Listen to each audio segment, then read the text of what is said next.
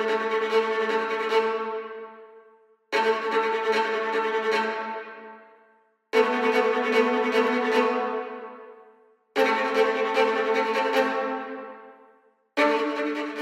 buenas tardes a todos y bienvenidos a un nuevo programa de Viajando en el Tiempo aquí en Radio Agricultura. Y hoy no es un sábado como todos los sábados, porque no está la Barbarita, pero estoy yo.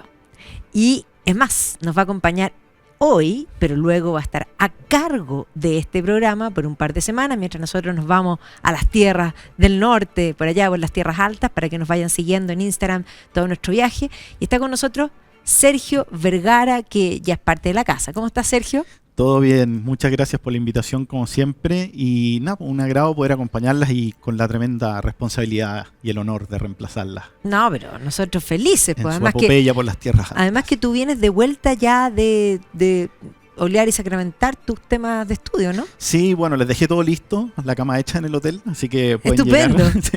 Sí, Pues ¿dónde estuviste? Cuéntanos. estuve en Londres y fui a mi alma mater en Leicester. De hecho fui a recibir el diploma de mi máster que había hecho y a arreglar todos los temas que estoy haciendo mi doctorado ahora, así que muy bien. ¿Y en qué estás haciendo el doctorado? Es un tema súper interesante y específico, por lo menos para mí. Siempre son específicos. Es el alcoholismo y el abuso de sustancias en el mundo clásico. ¿Mish? Sí, porque siempre he tenido la idea de... No sé si te has fijado, pero hay todo un romanticismo involucrado con el tema del un consumo poco de si uno alcohol. piensa en la película Alexander, que era como parte así. Exacto, el simposio Sí. y todo este tema de los bacanales, las grandes festines romanos. Pero después me puse a pensar y dije, tiene que haber todo un mundo muy oscuro atrás de eso, todo un aspecto psicológico y sobre todo un aspecto, digamos, social, cultural, que no se ve mucho en las fuentes, y eso es lo que quiero indagar, o sea, el lado oscuro, digamos, de toda esta parte del abuso de las sustancias, del alcoholismo y el consumo excesivo de alcohol. Me parece. Vamos a ver qué sale. Así que Vamos estás a ver recién qué sale. partiendo porque... Estoy recopilando bibliografía. No, es un proceso largo. Bueno, de hecho tenés que presentar primero toda la bibliografía, te tienen que aprobar eso, te tienen que... No, eso ya está listo. Ah, ya. Eso ya, sí, por suerte ya me aprobaron la candidatura, así que está ahí oficialmente como candidato Sí. al doctorado. Y ahora justamente estoy en reuniones, tengo que volver probablemente antes de fin de año para allá y bueno, hacer un par de viajes a Italia, Grecia para estar recopilando ahí material bibliográfico y arqueológico. Me parece fantástico. Pero hoy día vamos a hablar, a ver, cómo plantearlo, porque todos tienen hoy día en la mente Roma soy yo. Exacto. Y la gran pregunta es si era Roma o no era Roma. Vamos a hablar de Julio César, que podríamos decir, gracias a la novela histórica, a Posteguillo en particular, está como de moda, ¿no? Exactamente. Fue una de las cosas que conversé, con la Bárbara, contigo, dije, ¿por qué no revisamos un poquito el hombre detrás de la leyenda? ¿Cierto?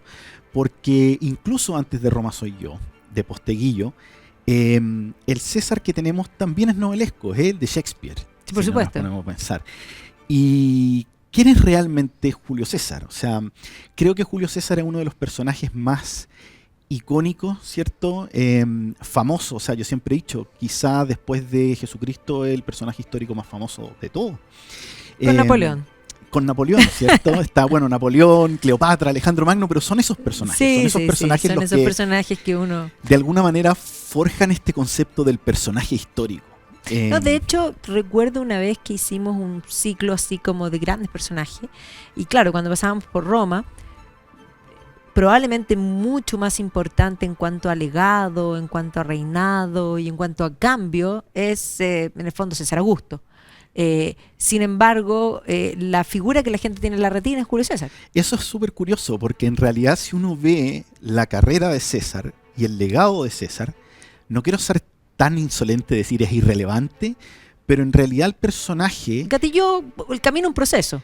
Claro, pero la verdad es que no hizo nada nuevo que alguien no haya hecho antes. No. Y el que en realidad va a cambiar el mundo romano va a ser su heredero, ¿cierto? Que es Augusto.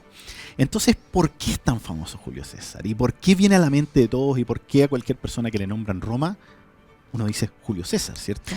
Tú dirías, ya que citaste las fuentes primero, que claro, hoy día la novela histórica, pero también la novela, ¿tú dirías que fue Shakespeare? Yo creo que Shakespeare, a ver, El primer gran novelista de César es César, ¿cierto? Por supuesto. Y yo creo Escribe que- su historia, la Exacto. conquista de las Galias. Y esa es una de las razones por qué él es tan famoso. De hecho, como te decía antes, no hizo nada nuevo y los que van a venir después quizás son más importantes, pero pocos plasmaron la historia de sí mismos y pocos la plasmaron de la forma que él lo hizo. Si había algo que tenía César es que era un gran propagandista de sí mismo, obviamente. Por supuesto, por supuesto. Soy bacán. Exacto. Y esa es la imagen que ha quedado de él y esa es la imagen de la que se han colgado, ¿cierto? Después ciertos novelistas y académicos también. Bueno, de hecho, una de las cosas que yo siempre pongo en duda en mis clases y hago que la gente la piense, porque todos dan por hecho que si la fuente histórica lo menciona, es decir, cualquier romano lo menciona, eso fue así. Y yo siempre hago como análisis crítico de la fuente, sobre todo con lo que mencionan, y digo, eso es imposible que haya sido así, porque por esto, y es más, voy a inventar, o por darte un ejemplo específico, pero cuando Tácito habla de la conquista digamos, de Britania y habla de la batalla de Mons Graupius, menciona a Calgacus y pone un discurso fabuloso. Entonces yo digo, bueno, pero si Calgacus hizo un discurso, lo hizo en Picto y nadie lo entendió. Y Tácito no estaba ahí. Y Tácito no estaba ahí, o sea, lo inventó. Y César también lo inventó todo. César lo inventa todo. Yo creo que hay un género histórico que los griegos y los romanos tienen, ¿cierto? Y que probablemente va a ser Heródoto quien comienza con esto y después Sí. Tucídides va a ser un muy buen alumno, a pesar de que reniega un poco de Heródoto. En el sentido que está la importancia del discurso. Del relato. Sí. Y la importancia del discurso del personaje mismo. O sea, Pero y ese es Heródoto, porque tú sí lo que haces es como la razón de todas las guerras. En cambio, el otro es los héroes específicos y los discursos y las pasiones no, de y la el mismo guerra. Tucídides también dice, cuando parafrasea ciertos discursos, dice, lo importante no es si lo dijo de esta manera, pero algo así. Y eso es lo que yo creo que las fuentes antiguas querían transmitir. Era un poco, ¿La ¿cierto? emoción? Más que la forma de los personajes, el fondo. O sea, qué era lo que tenían en mente. Tal vez estos líderes britanos, ¿cierto? Como tú decías, están en Picto, y tal vez no dijo nada antes de la batalla, pero su propia, digamos, parada ahí Percepción. mismo debe haber inspirado este discurso, que probablemente, y yo creo que César, cuando escribe, ¿cierto? Sus memorias, la guerra de las Galias y todo eso, eso es un poco lo que hace él también. Lo interesante es que lo escribe además en tercera persona. Dice, César fue y César se levantó, César batalló. No habla de yo fui.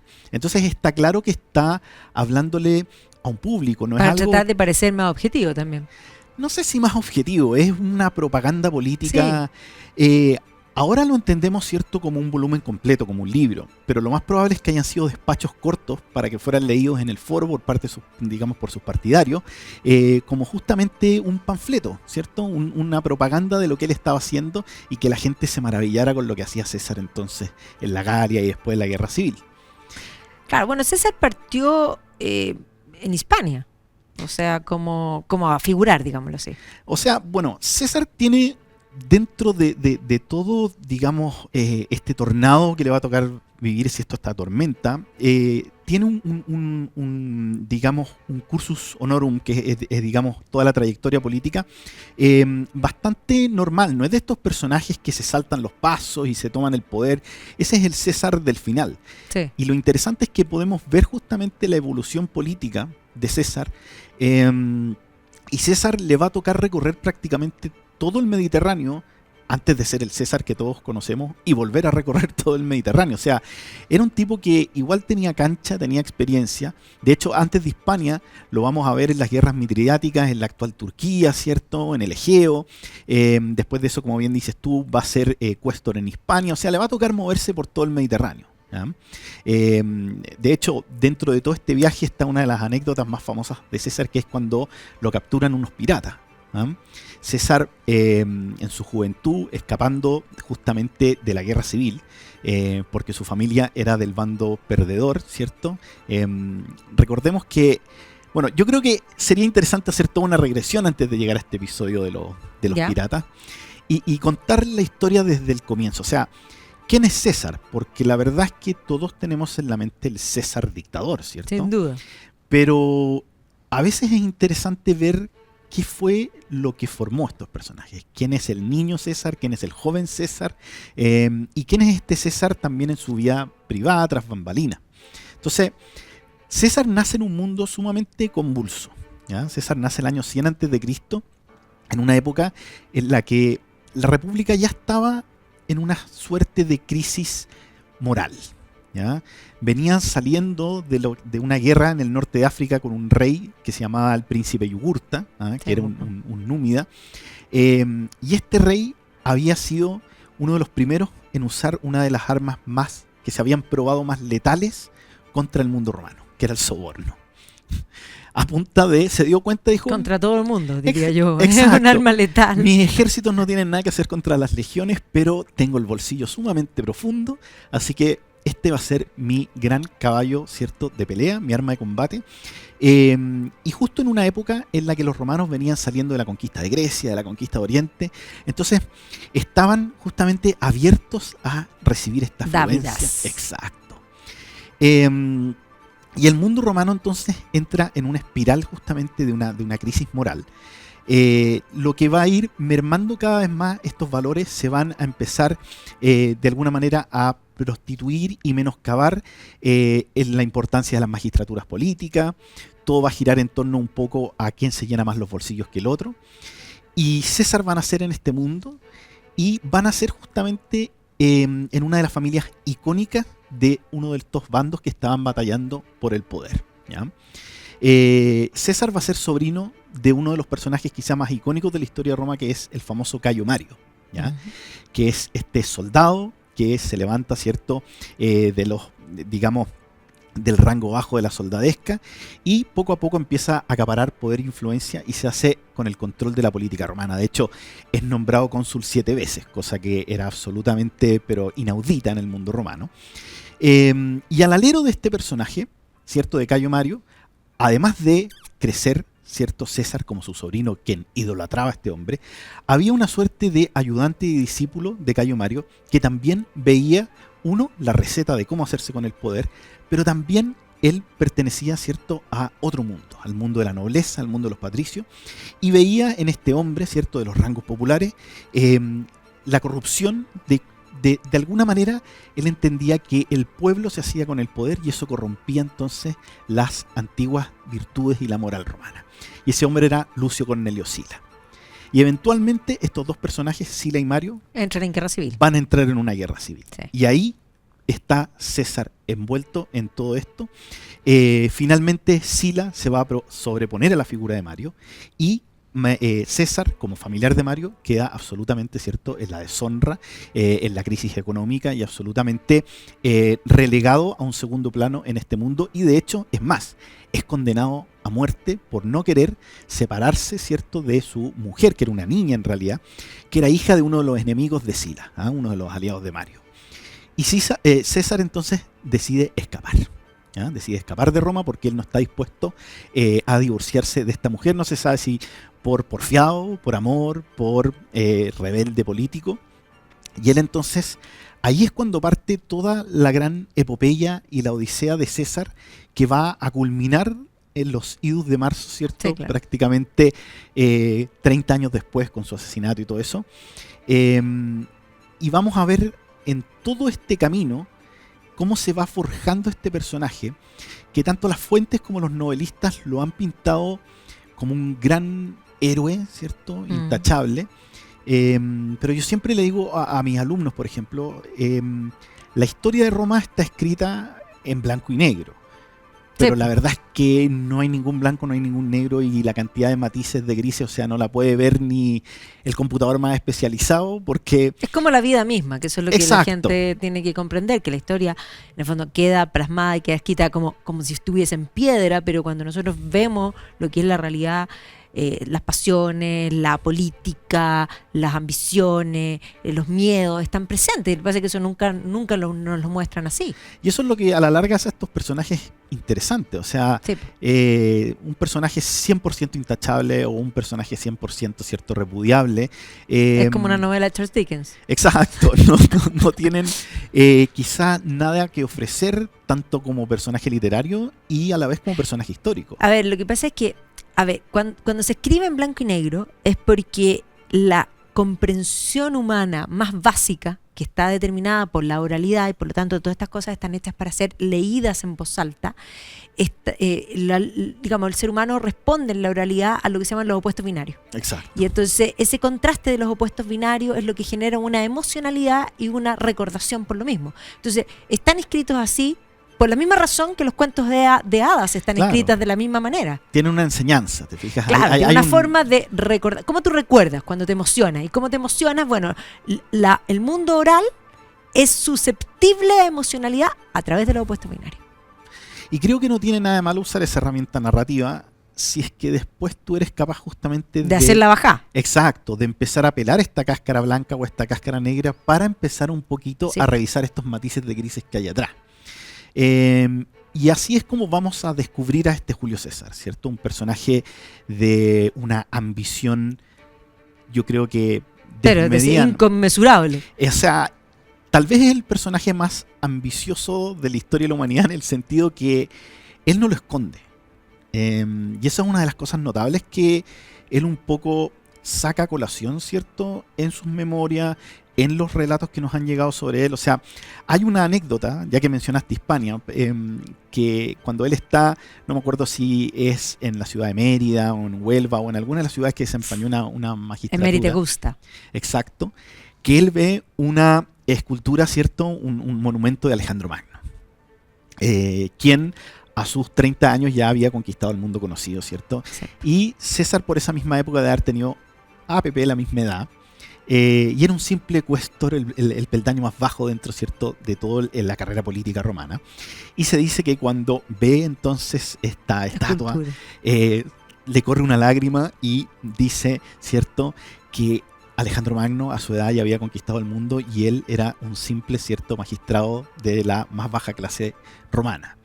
Y eso nos habla un poco de querer equipararse a Alejandro, Sí. sino que si vemos un poquito más allá, hay una envidia tremenda, Sí, ¿cierto? por supuesto. Hay otra anécdota de César que yo creo que también resume muy bien, y esto es cuando ya César había logrado bastante más logros que cuando estaba en Hispania. De hecho, está partiendo sus campañas en la Galia. Y en este recorrido, ¿cierto?, por todas las tribus de la Galia, llegan a un pueblo donde hay una tribu y se presenta, ¿cierto?, uno de los jefes tribales como el rey. ¿Vicengetorix? No, No, todavía. ya, ya. No, ese era un rey de Tomo y Lomo. Sí, sí, este sí. era un reyesuelo, digamos, ¿cierto? Se dice que entonces todos los lugartenientes de César que iban con él se ríen un poco viendo a este rey, ¿cierto? Probablemente vestido con pieles y reinando 4 chozas y 5 vacas. Claro. Entonces se dice que le dicen a César, mira, a este rey, ¿rey de qué? Entonces Julio César dice, mira, prefiero ser el primer hombre de acá que el segundo hombre en Roma. ¡Wow! No me cuentes más. Vamos a comerciales y volvemos.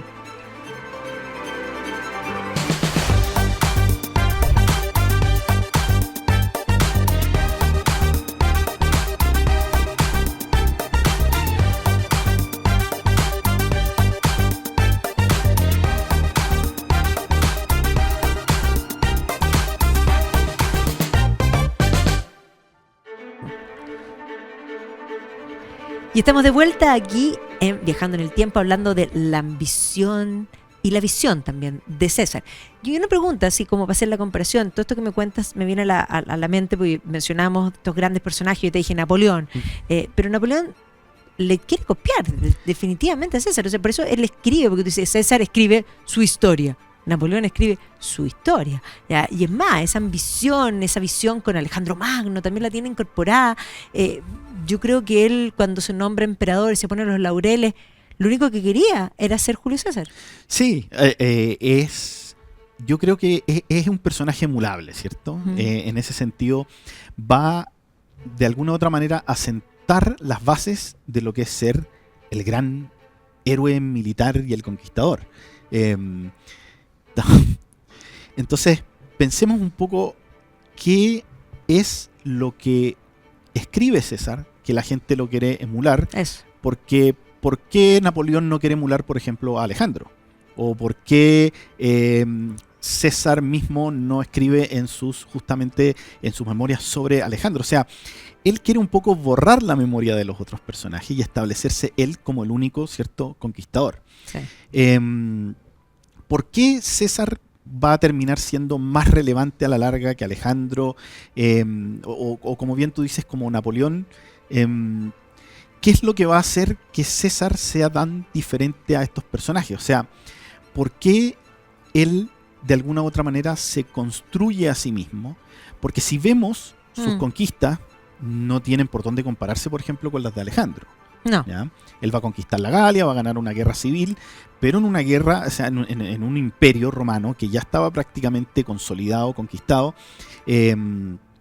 pero dentro de ese mundillo, él va a ser capaz, ¿cierto?, de construir un relato, y eso lo van a entender los líderes tanto romanos como históricos posteriores como Napoleón, de auto-otorgarse una importancia de lo que yo estoy haciendo, ¿cierto?, vale más que lo que hizo el resto, porque de alguna u otra manera yo lo estoy plasmando a través de cómo yo quiero que lo vean. No sé si se entiende un poco. Sí. Entonces, César en ese sentido es un gran periodista, es un gran propagandista, es un gran novelista, pero dejando de lado a este publicista Julio César, el tipo sí tiene un mérito político y militar tremendo, independiente de que no haya hecho nada nuevo o que los que vinieron después quizás fueron más importantes. Yo creo que él de alguna manera va a terminar destruyendo esta fasada, ¿cierto? Esta farsa de la República, que es lo que venían, digamos, construyendo estos últimos líderes militares que se habían hecho con el poder. Siempre van a estar, de alguna u otra manera, con el gran estandarte, ¿cierto?, de que ellos están reconstruyendo, refundando, rescatando la República. Julio César eso ya lo destruye por completo, ¿cierto? O sea, la República está muerta hace rato y terminemos este asunto. Esta farsa, ¿te fijas? Concentremos el poder. Y eso es lo que le va a terminar costando la vida al final. Y eso Augusto lo va a entender muy bien. Por eso yo creo que César, independiente de que antes haya habido una monarquía en Roma, va a ser el primer, el único y el último rey de Roma como tal, ¿cierto? Claro. Como lo vamos a entender como un concepto de hecho, el rey. título queda para siempre. Bueno, exacto, el rey de Roma. Y eso Roma también hace que se convierta en un inmortal. Bueno, más que además lo edificaron después de su muerte. Es el primer romano, digamos, de carácter histórico, no mitológico, porque tenemos personajes, ¿cierto?, como Rómulo, que claro, una vez que muere, pero no sabemos con certeza si Rómulo existió como tal, ¿cierto?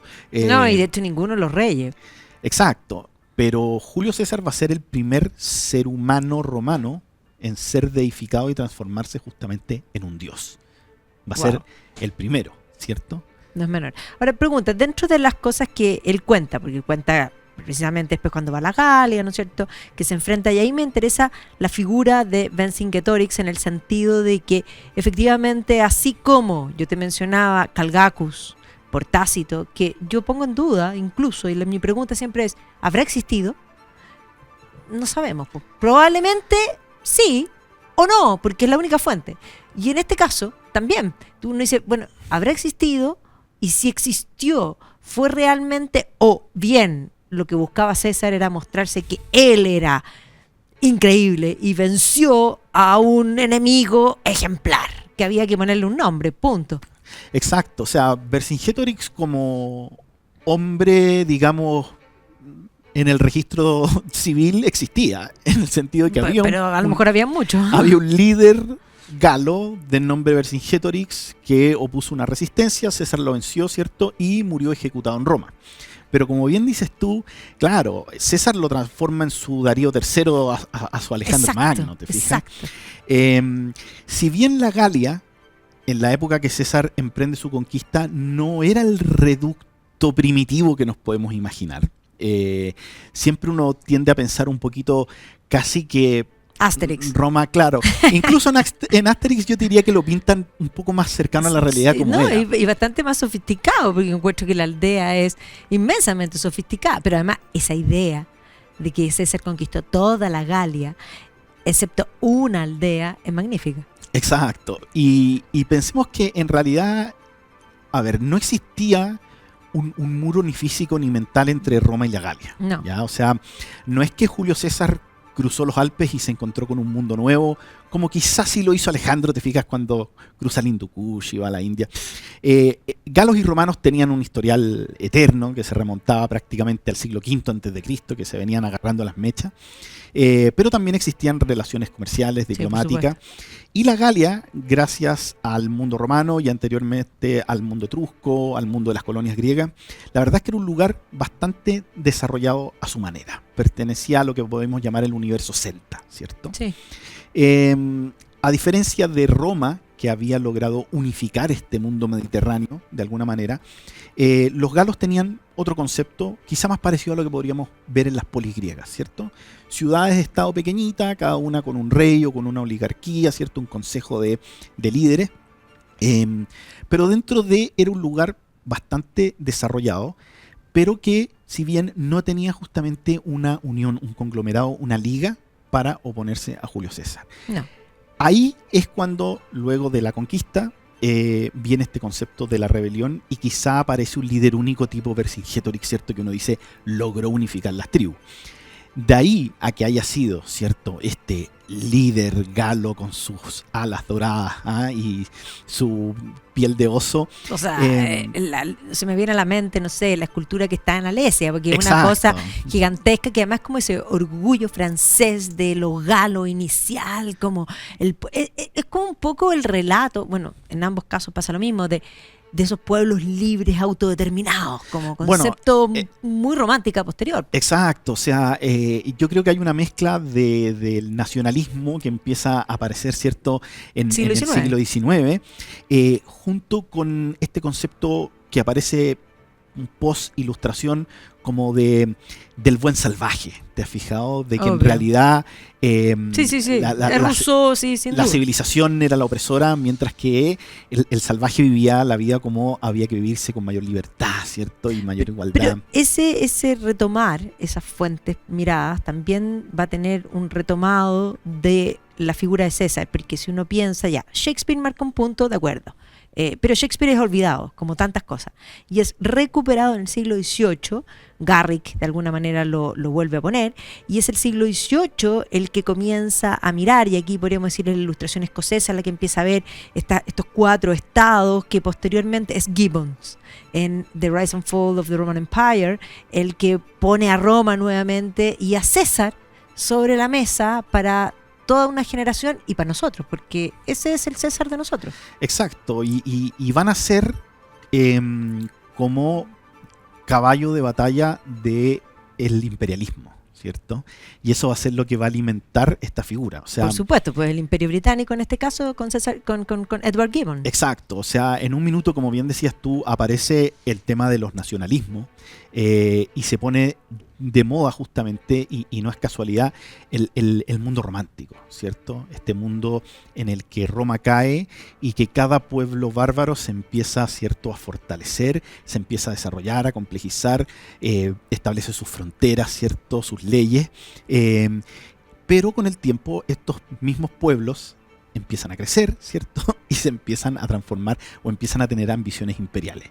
Y es cuando el péndulo entonces vuelve al otro lado y ahora es el imperialismo el que está mandando. Entonces se acaba un poco esta idea romántica, ¿cierto?, del nacionalismo, y vuelve un poco este concepto del imperialismo. Pero que tiene que ver con una cosa media civilizatoria, así como... Absolutamente. Absolutamente. Civilizatoria, ahora, o sea, los grandes imperios, ellos ven que le están haciendo un favor a los pueblos conquistados. No, por supuesto. Ahora, volviendo como al momento histórico, César está en la Galia, pero efectivamente tenemos una rivalidad de generales, porque es la época de los generales y hay que entender que Roma o el imperio se gesta desde las legiones, y los que tenían las legiones tenían un poder que el resto de los ciudadanos romanos no tenían.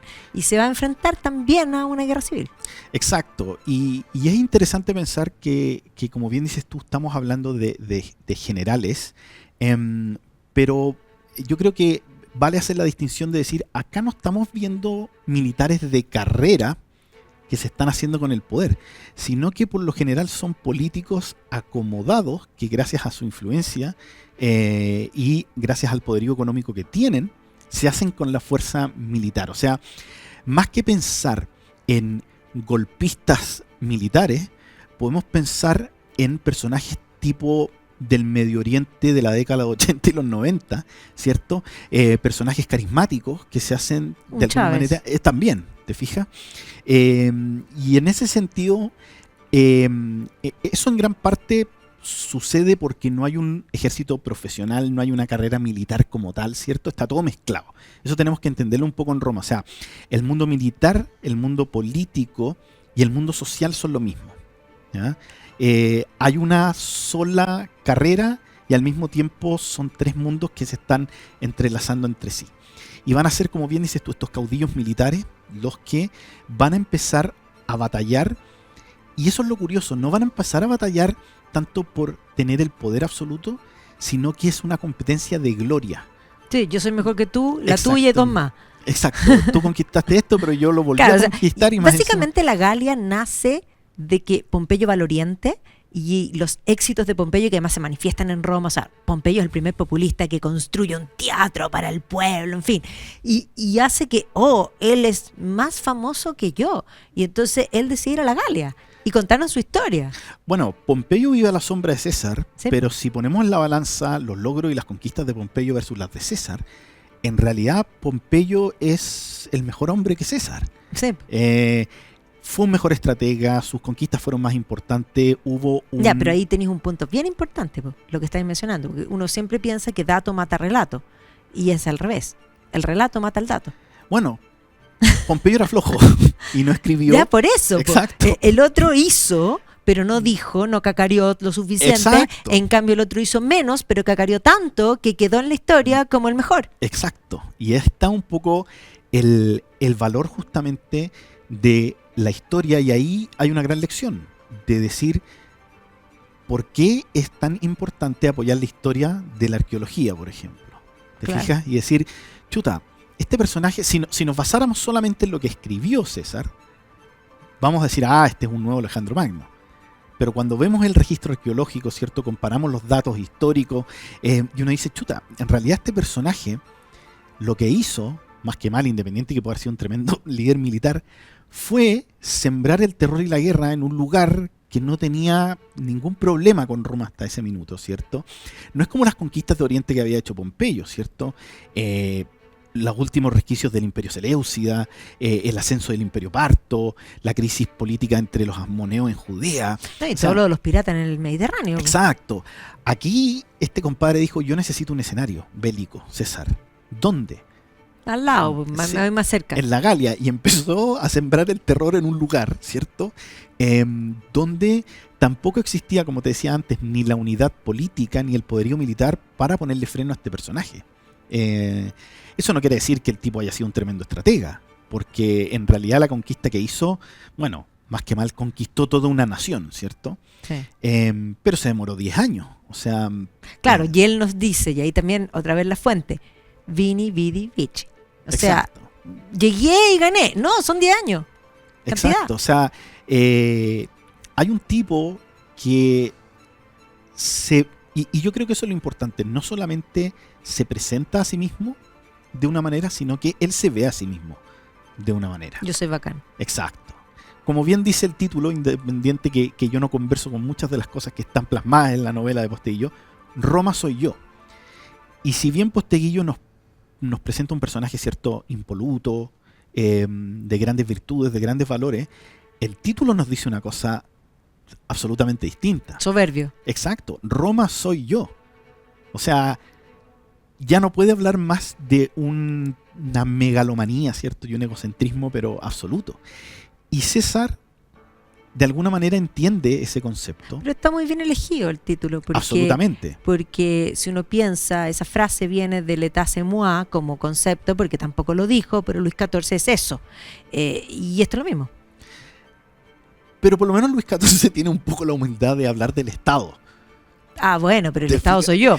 Pero es un sistema, Pero ¿te es el fijas? sistema, Roma es el Exacto. sistema. O sea, cuando uno piensa en Roma, cuando uno habla de Roma, uno no habla de la ciudad de Roma, que eso es lo que hoy día nos lleva a desarmar el concepto, pero el concepto Roma está y es también el Oriente. O sea, cuando uno piensa, no sé, en Leptis Magna, Sí, bueno, es claro. la romaneidad que está presente en todas partes. Entonces, él ya tiene un imperio, aunque todavía no es imperio, o nos ha declarado imperio. En ese sentido te compro al tiro el punto de terminar con esta farsa, porque ciertamente esto es un imperio. Exacto. O sea, eso hay, digamos, un buen concepto que a veces la gente no entiende. Uno habla del Imperio Romano, hay que entender la diferencia entre el sistema cierto gubernamental político, que se podría llamar imperio, a las órdenes de un personaje imperial, y el concepto geopolítico territorial de lo que es un imperio, que puede estar gobernado no necesariamente por un emperador, ¿cierto? Puede estar gobernado justamente por una oligarquía, por una república, etcétera. Pero claro, o sea, César, yo creo que a César le importa en realidad un rábano el sistema político, el imperio, como bien dice el título. Lo único que le importa es él mismo. Y en ese sentido, el tipo no tiene por qué ser un monstruo. Ojo, yo creo que ahí está, vuelvo al tema de los blancos y negros. O sea, hay un altruismo, hay una humanidad, hay un César humano, y eso está claro. O sea, sin duda, sin duda.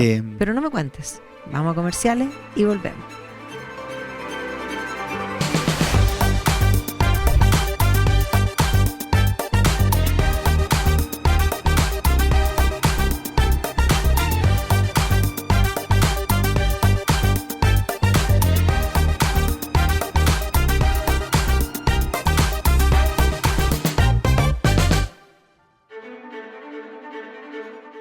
Y estamos de vuelta aquí en Viajando en el Tiempo, precisamente hablando del César humano.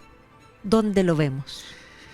Excelente pregunta, porque yo creo que ahí está el César más interesante de todos, ¿cierto? El que no quiere dejar a su mujer. El que no quiere dejar a su mujer, el que se cría, entre comillas, en la pobreza, ¿cierto? Hay un mito de que César... es interesante la infancia de César, porque nos va a hablar mucho de quién es César después. Te comenté que César pertenecía, ¿cierto?, a uno de estos grandes bandos, pero este tío de César, Cayo Mario, era un tío político, en realidad estaba casado con una tía de César. Y Cayo Mario, habiendo acaparado una gran fortuna, ¿cierto?, necesitaba influencia política, cosa que él no tenía como un hombre nuevo que era. Y encuentra justamente en la familia de los Julio, una familia absolutamente de estirpe noble patricia, de rancio abolengo político, pero de capa caída, pero que no tenía ni uno. Por eso, de capa caída. Entonces César viene de ese mundo, de una familia patricia, ¿cierto?, pero que está, no quiero decir sumida en la pobreza, porque los romanos, cuando hablan de que un líder venía de la pobreza, vivía en el equivalente a San Damián, de acá, ¿te fijas? Pero César se crió en la Subura, ¿ya? La Subura era un barrio, no era un barrio pobre, pero era un barrio bastante ecléctico, donde convivían de todo. De todo. ¿Y por qué? Porque era un barrio de edificios de departamento, ¿ya? Ínsula. Exacto, las ínsulas, de hasta 10 pisos de alto, en los que, al revés de hoy en día, que hoy en día los penthouse están arriba y los departamentos más pencas hacia abajo, en ese minuto era al revés. Al revés, los más pencas para arriba. Exacto. ¿Por qué? Porque no había ascensor, entonces el más pobre tenía que subir los 10 pisos. Pero toda la razón. Hacer deportes no era algo muy bien visto. No. Entonces César se cría probablemente en una buena, ¿cierto?, en un buen hogar, tuvo tutores, ¿cierto?, profesores particulares, pero se cría en este mundo. Le toca ver el mundo de la cochina romana, le toca ver no solamente la pobreza, sino que nace en una Roma que ya estaba actuando como imán, ¿cierto?, cosmopolita en todos los rincones que había conquistado. Sí, sí. Es decir, Julio César ve el mundo en este pequeño mundillo en el que él nace. Y yo creo que eso transforma a César en un personaje sumamente humano Y cuando digo humano no me refiero necesariamente a un personaje, ¿cierto?, de carácter así bondadoso, sino que lo hace ser real a Julio César. Yo creo que Julio César es un personaje que tiene los cables muy bien puestos en tierra, ¿ya? Y él, al entender esta realidad y al entender estas necesidades, ocupa el populismo más adelante como político como una herramienta muy poderosa en el sentido de que él entiende. Sabe qué fibra tocar. Exacto, pero eso no deja de significar que el tipo sí hace cosas por el pueblo romano. ¿Te fijas? O sea, y yo creo que ahí está el arte de la política, en entender, porque si el populismo, o mejor dicho, si el altruismo existe solo, ¿cierto? No es política, al final es justamente altruismo. Tenemos el hogar de Cristo para eso. Y si el populismo existe sin algo de altruismo, al final no es política tampoco, es una mentira y una crueldad espantosa. Entonces, hay que entender el equilibrio entre ambas cosas y eso es lo que al final hace un gran político. Claro, él da, pero con una razón específica para avanzar en un plan establecido. Exacto, o sea, él entiende que tiene que comprar al pueblo para poder hacerse con el poder, pero comprar al pueblo significa justamente estar con el pueblo y apoyar al pueblo, ¿te fijas? Si es que las medidas que tomó César para hacerse con el poder fueron absolutamente populistas, solamente con este sesgo de él hacerse grande, bueno, puede ser, pero eso no significa que dejó de ayudar de alguna u otra manera a un pueblo romano que estaba... No, y el legado está presente. Todas las revoluciones sociales que vamos a ver en la historia romana, desde la monarquía, desde el año 700 a.C. hasta la caída del Imperio Romano, todas van a ser lideradas por la clase patricia y la clase alta romana. Entonces queda siempre segregado el pueblo romano. Y en realidad es una historia bastante triste, porque han sido justamente estos revolucionarios los que se han hecho cargo del problema de un pueblo que muchas veces no tuvo voz al respecto y que las pocas veces que se atrevió a alzarse, ¿cierto?, salió perdiendo. Entonces fue por necesidad, fue por interés propio. Lo importante es que de alguna u otra manera César le devuelve un poco Roma a los romanos, ¿ya? Cosa que se había acabado. O sea, claramente el Senado y la clase patricia se trabajaba el vuelto a sí misma durante 2 siglos, y el pueblo romano había quedado absolutamente relegado, y eso se va a ver claramente después en digamos, el ascenso, ¿cierto?, de la figura de Augusto y el imperio. O sea, el tipo entiende... O sea, lo entiende también, que lo deja por escrito en su Vita Augusti, que básicamente es esa idea del, yo digo siempre, en las tumbas romanas está el currículum vitae escrito. Exacto. Pero el currículum vitae de Augusto es todos sus hechos, todos sus actos. Cuando, es más, ¿se te aparece esa imagen bíblica, o más bien de los del Testamento? Por sus obras los conoceréis. Bueno, ahí está. Exacto. Mira todo lo que hice. En ese sentido, César nos deja el mismo manifiesto, bueno, por y eso deja un manual a la larga. Deja un manual que se incrementa con Augusto y que es lo que de alguna manera es la línea del imperio para adelante. Exacto, y ahí está el valor un poco de, como bien dices tú, del relato por sobre el dato. Muchos de los líderes anteriores romanos murieron en el dato. O sea, pensemos por ejemplo en Lucio Cornelio Sila, el gran restaurador de la República, que supuestamente rescata, ¿cierto?, o intenta rescatar la República cuando ya estaba al borde del abismo, pero él no se construye ni en su, digamos, misión, ni en su visión un relato. El tipo llega, arma y se va. Y por ende, su legado dura... Es un tecnócrata. Exactamente 3/4 de hora. ¿Te fijas? Van a ser sus mismos súbditos, de hecho, los que van a desarmar ese mundo para poder hacerse con el poder nuevamente. ¿Por qué? Porque no hay una leyenda. Sí. En cambio, César deja una leyenda, ¿te fijas? Y ya la gente justamente no quiere emular el dato, quiere emular la leyenda. Y eso, claramente César lo entendió de Alejandro, tal vez de casualidad. Yo creo que César nunca pretendió cambiar el mundo romano. César siempre pretendió ser el primer romano. Llegar arriba, exacto. Punto. Yo. Roma soy yo. Roma soy yo. Yo quiero llegar arriba. Period. That's it. Exacto. Ahora, lo que resultó después es impresionante. Ahora, una cosa bien interesante es que efectivamente el sucesor natural de Julio César, en el fondo, después de que es asesinado, porque la República quiere salvarse, está acumulando demasiado poder y por lo tanto se produce este asesinato más famoso de la historia, sin duda. Y eres bruto, bruto tú también, eso es Shakespeare. Y el asesinato peor planeado de la historia. No, por eso, porque además, y además, ojo, porque la gente va al foro y piensa que es ahí, pero el foro, digamos, el Senado no estaba sesionando ahí, sino que es en el Largo Argentina, en fin. Pero el sucesor natural era Marco Antonio.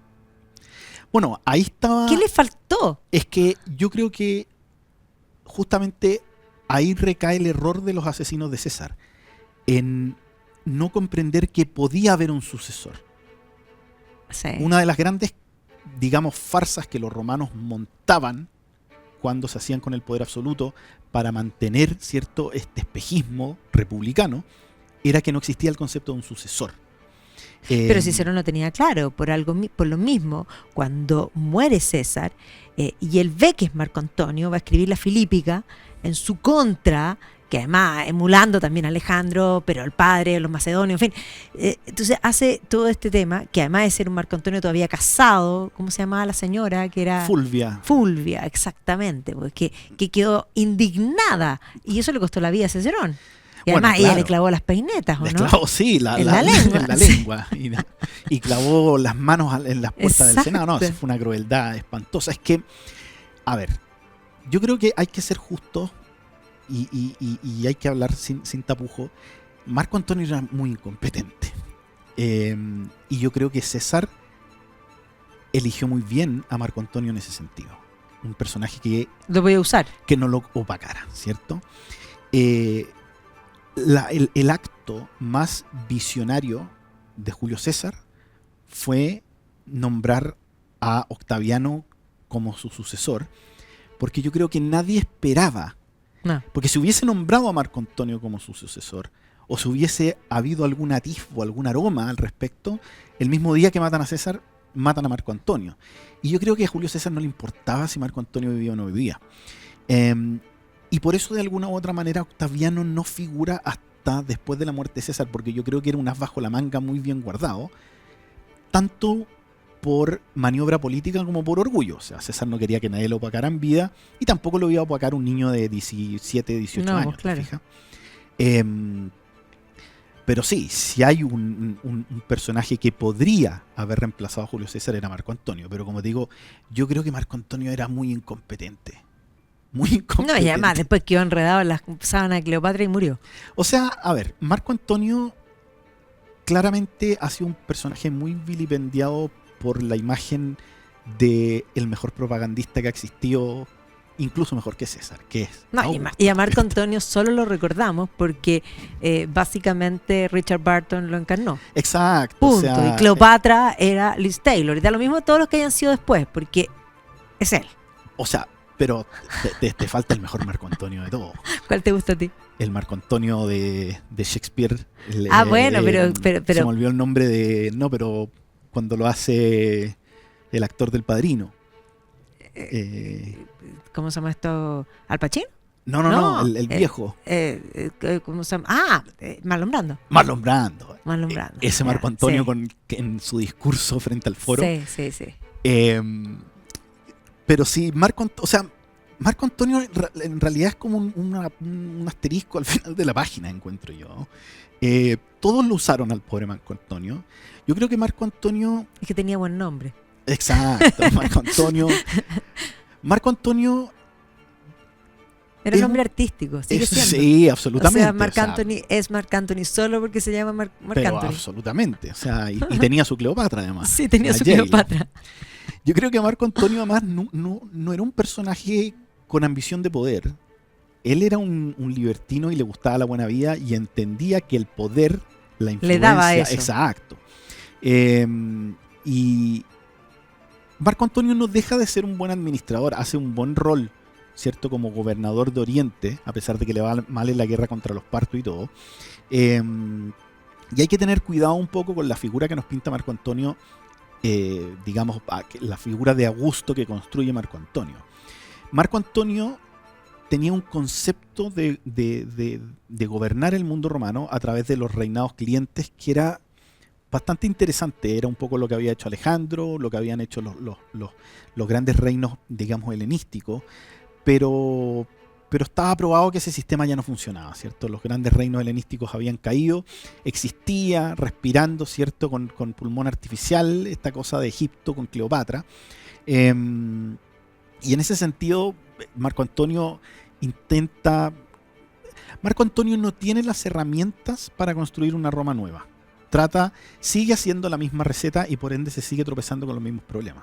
Augusto reinventa el mundo. Exacto. ¿Te fijas? Augusto hace algo, o sea, Augusto, yo encuentro que la historia de Augusto, o sea, la historia de César es la historia del Chavo al lado de la historia. No, bueno, por eso, pero es que Augusto tiene ese componente de varios otros líderes que aparecen en la historia después, que primero tienen que sobrevivir, que han sido de alguna manera los elegidos, pero sin embargo tienen que afirmarse en su elección, o sea, tienen que pelear e imponerse, y luego, ya una vez que eso lo logran, aparece la figura, no sé, es un poco así del tipo, si uno piensa la leyenda artúrica está construida sobre lo mismo, pero la figura, no sé, de Guillermo el Conquistador está construida sobre lo mismo. Sí, o sea, es Luke Skywalker de la antigua Roma, porque es impresionante, o sea, piensa tú que muere asesinado César y hay un séquito de 10 pesos pesados, pero que son monumentales.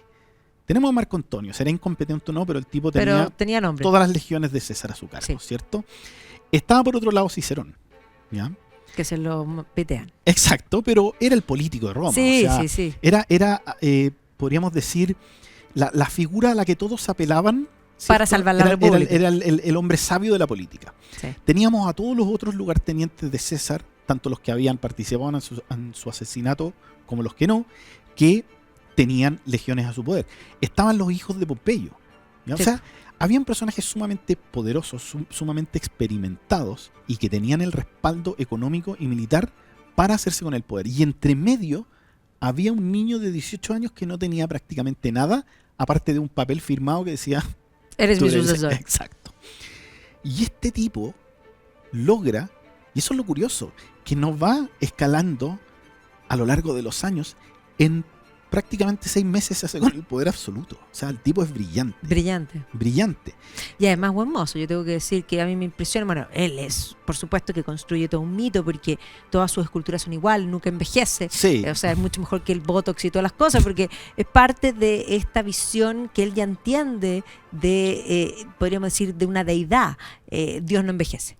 Exacto. Y por lo tanto Augusto es siempre impecable. Y además uno los reconoce, ahí la escultura, sin duda el Prima Porta es una cosa, pero todos. Sí, son todos iguales y si te fijas sus sucesores, no siendo familiares de él, se parecen a Augusto. Sí. Es notable. Tiberio tiene algo de Augusto, ¿cierto? Calígula, que es nieto de Augusto. Sí, pero Calígula tiene que haber sido buen mozo también, pero estaba un poquito zafado. Bueno, y ahí está, bueno, ahí volvemos al tema del relato, ¿cierto? ¿Qué tan ciertos son estos personajes que no dejaron plasmado su propio relato? Sí. ¿Cierto? Que han sido escritos por terceros. Claro, tú decís Calígula y Nerón como personajes que realmente no fueron tan malos como la historia los escribió. No sé si no tan malos, pero claramente no conocemos la otra parte, ¿cierto? La otra cara de la moneda. Sí. Hace poco me tocó hacer, de hecho, una charla sobre Calígula. Está disponible. Y siento que si el personaje era monstruoso, claro, no hay un ángel bueno y un ángel malo en Calígula. Pero cuando uno entiende qué es lo que lo lleva a la locura, uno al final dice, ¿sabes qué? Toda la razón. Que haga lo que quiera. Le mataron la familia, tuvo que vivir con el tío que mató a la mamá. O sea, que haga lo que quiera. Pobre hombre, al final. Exactamente. Bueno, vamos a tener que encontrarnos de nuevo. Tú vas a estar 2 semanas, así que ahí puedes hablar de lo que quieras. Y si no, dejamos pendiente para invitarte para que hablemos de Calígula. A mí me gustaría hablar de Nerón, porque además creo que cuando uno va a la Domusauria, uno se da cuenta de que había una visión, ya está una cierta bondad en tanta belleza, es imposible.